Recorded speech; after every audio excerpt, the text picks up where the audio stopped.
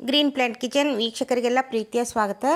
ಇವತ್ತು ನಾಗರ ಪಂಚಮಿ ಹಬ್ಬಕ್ಕೋಸ್ಕರ ಬೆಲ್ಲದಿಂದ ಮಾಡಿರುವಂಥ ಕರದಂಟು. ಸಾಮಾನ್ಯವಾಗಿ ನಾವು ಸಕ್ಕರೆನ ಯೂಸ್ ಮಾಡಿಕೊಂಡು ಕರದಂಟು ಮಾಡ್ತೀವಿ. ಇವತ್ತು ನಾನು ಬೆಲ್ಲನ ಉಪಯೋಗಿಸ್ಕೊಂಡು ಕರದಂಟು ಮಾಡೀನಿ. ಬೆಲ್ಲದಿಂದ ಮಾಡಿರೋ ಕರದಂಟು ಭಾಳ ರುಚಿಯಾಗಿರುತ್ತೆ, ಆಮೇಲೆ ಭಾಳ ಮೆತ್ತಗಂದ್ರೆ ಸ್ಮೂತಾಗಿರುತ್ತೆ.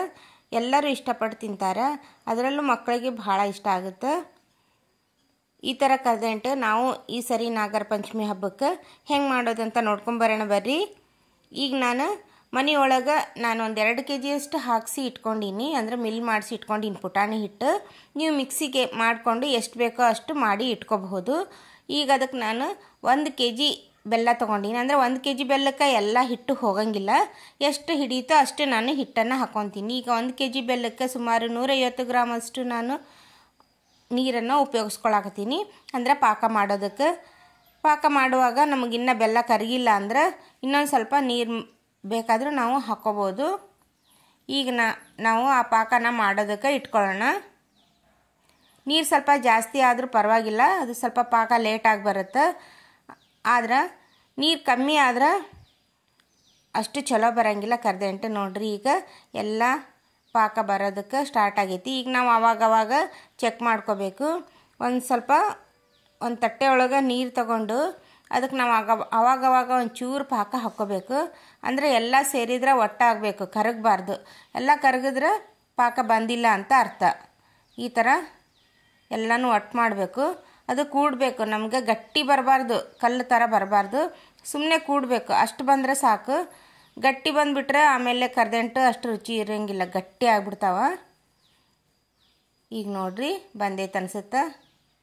ನೋಡ್ರಿ ಈಗ ಬಂದೈತಿ. ಎಲ್ಲ ಸೇರಿದರೆ ಈ ಥರ ಒಟ್ಟಾಗಬೇಕು. ಅಂದರೆ ಕೈಗೆ ಹಿಡ್ಕೊಳಕ್ಕೆ ಬರಬಾರ್ದು. ಕೈ ಹಿಡ್ಕೊಳಕ್ಕೆ ಬಂದ್ರೆ ಭಾಳ ಏರ್ ಪಾಕ ಆಗಿಬಿಟ್ಟಿರ್ತೈತಿ.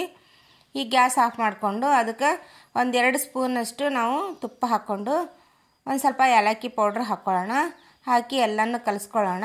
ನಿಮಗೆ ಬೆಲ್ಲ ಏನಾದರೂ ಸ್ವಲ್ಪ ಗಲೀಜು ಐತಂದ್ರೆ ಸೋದಿಸ್ಕೋಬೋದು. ಈಗ ಅದಕ್ಕೆ ಕೆಳಗೆ ಇಳಿಸ್ಕೊಂಡು ಸ್ವಲ್ಪ ಹಿಟ್ಟು ಹಾಕ್ಕೊಂಡು ನಾವು ಕಲಿಸ್ಕೊತ ಹೋಗಬೇಕು. ಅವಾಗವಾಗ ಒಂದು ಸ್ವಲ್ಪ ಎಲ್ಲ ಜಾಸ್ತಿ ಹಾಕ್ಕೋಬೇಡ್ರಿ ಹಿಟ್ಟು. ಅದು ಎಷ್ಟು ಹಿಡಿಯುತ್ತೆ ಅಷ್ಟು ನೋಡಿ ನಾವು ಹಿಟ್ಟನ್ನು ಹಾಕ್ಕೋಬೇಕಾಗುತ್ತೆ. ಎಲ್ಲನೂ ನಾವು ಈ ಥರ ಕಲಿಸ್ಕೊತ ಹೋಗಬೇಕು. ಈ ಸಕ್ಕರೆಯಿಂದ ಮಾಡಿರೋ ಕರದಂಟ್ಗಿಂತ ಬೆಲ್ಲದಿಂದ ಮಾಡಿರೋ ಕರದಂಟು ಪಾಕ ತಗೊಳ್ಳೋದು ಸ್ವಲ್ಪ ಕಷ್ಟನ. ಒಂದೊಂದು ಸರಿ ಪಾಕ ನೀರಾಗಿ ಬರೋದಿಲ್ಲ. ಅವಾಗ ನಾವು ಏನು ಮಾಡಬೇಕು, ಇನ್ನೊಂದು ಸ್ವಲ್ಪ ಹಿಟ್ಟು ಹಾಕಿ ಉಂಡೆ ಥರ ಕಟ್ಕೋಬೋದು. ಈಗ ಇನ್ನೊಂದು ಸ್ವಲ್ಪ ಹಿಟ್ಟು ಹಾಕ್ಕೊಳ್ಳೋಣ. ಅಂದರೆ ನಮ್ಗೆ ಒಂದು ದೋಸೆ ಹಿಟ್ಟಿನ ಅದಕ್ಕೆ ನಾವು ಕಲಿಸ್ಕೋಬೇಕು. ಹಿಟ್ಟು ಜಾಸ್ತಿ ಆದರೆ ಸ್ವಲ್ಪ ಗಟ್ಟಿ ಬರ್ತಾವ ಕರದಂಟು. ಈಗ ನೋಡ್ರಿ, ಇದು ಕರೆಕ್ಟಾಗೈತೆ. ಇಷ್ಟು ಬಂದರೆ ಸಾಕು. ಈ ಥರ ದೋಸೆ ಹಿಟ್ಟಿನ ಅದಕ್ಕೆ ಬಂದರೆ ಸಾಕು. ನಾವು ಮೊದಲೇ ಒಂದು ತಟ್ಟೆಗೆ ತುಪ್ಪ ಹಚ್ಚಿ ಇಟ್ಕೋಬೇಕು. ನಿಮಗೆ ತುಪ್ಪ ಇಲ್ಲ ಅಂದರೆ ಎಣ್ಣೆ ಬೇಕಾದರೂ ಹಚ್ಚಿ ಇಟ್ಕೋಬೋದು. ಹಚ್ಚಿ ಇಟ್ಟು ಆ ತಟ್ಟೆಗೆ ಹಾಕ್ಕೊಂಬಿಡೋಣ. ಅದನ್ನು ನಾವು ಕಲಿಸಿರುವಂಥ ಎಲ್ಲ ಮಿಶ್ರಣನೂ ಹಾಕ್ಕೊಂಡು ಅದ್ರ ಮೇಲೆ ಸ್ವಲ್ಪ ಒಣಗಿರೋ ಕಾಯಿ ತುರಿ ಅಂದರೆ ಒಣ ಕೊಬ್ಬರಿ ಪುಡಿನ ಹಾಕ್ಕೋಬೇಕು. ಹಸಿ ಕೊಬ್ಬರಿ ಪುಡಿ ಹಾಕ್ಕೋಬೇಡ್ರಿ, ಹಸಿ ಕೊಬ್ಬರಿನ ತುರಿದು ಹಾಕ್ಕೋಬೇಡ್ರಿ ಇದಕ್ಕೆ. ಆಮೇಲೆ ಗಸಗಸೆ ಸ್ವಲ್ಪ ಹಾಕ್ಕೋಬೇಕು. ಹಾಕಿ ಈ ಥರ ಕೈಯಿಂದ ಸ್ವಲ್ಪ ಫ್ರೆಶ್ ಮಾಡಿಕೊಡ್ರಿ. ಅಂದರೆ ಅದು ಈಗ ಹಸಿ ಇದ್ದಾಗನೇ ಎಲ್ಲ ಹಿಡಿದು ಬಿಡುತ್ತೆ. ಇಲ್ಲ ಅಂದರೆ ನಾವು ಕಟ್ ಮಾಡಿದ ನಂತರ ಕೊಬ್ಬರಿ ಎಲ್ಲ ಉದುರುತ್ತೆ. ಆನಂತರ ಒಂದು 10 ನಿಮಿಷ ಬಿಟ್ಟರೆ ಸಾಕು, ನಮಗೆ ಕಟ್ ಮಾಡೋದಕ್ಕೆ ಬರುತ್ತೆ. ಈ ಥರ ಕಟ್ ಮಾಡಿದ್ರೆ ನಿಮಗೆ ಯಾವ ಸೇಫಲ್ಲಿ ಬೇಕೋ ಆ ಸೇಫಲ್ಲಿ ಕಟ್ ಮಾಡ್ಕೋಬೋದು. ಈಗ ನೋಡಿರಿ ಎಷ್ಟು ಸೂಪರಾಗಿ ಬಂದೈತಿ ಬೆಲ್ಲದಿಂದ ಮಾಡಿರೋ ಕರದಂಟು. ನೀವು ಈ ಥರ ಕರದಂಟು ಮಾಡಿ ನಿಮ್ಮ ಅನಿಸಿಕೆಗಳನ್ನ ಕಮೆಂಟ್ ಮೂಲಕ ತಿಳಿಸ್ರಿ. ನಾಗರ ಪಂಚಮಿ ಹಬ್ಬಕ್ಕೆ ಈ ಕಡೆ ಉತ್ತರ ಕರ್ನಾಟಕ ಸೈಡು ಎಲ್ಲ ಥರ ಉಂಡೆಗಳಾಗ್ಬೋದು. ಈ ಥರ ಕರದಂಟು ಎಲ್ಲನೂ ಮಾಡ್ತಾರೆ. ಈಗ ನಾವು ಬೆಲ್ಲದಿಂದ ಮಾಡಿರುವಂಥ ಕರದಂಟು ನಮ್ಗೆ ರೆಡಿ ಆಯಿತು. ಯಾವುದಾದ್ರೂ ಸಣ್ಣ ಸಣ್ಣ ಹಬ್ಬ ಬಂದರು, ಇಲ್ಲ ಎಲ್ಲರೂ ಟೂರ್ಗೆ ಹೋಗ್ತೀವಿ ಅಂದರೆ ನಾವು ಮಾಡಿ ತೊಗೊಂಡು ಹೋಗ್ಬೋದು.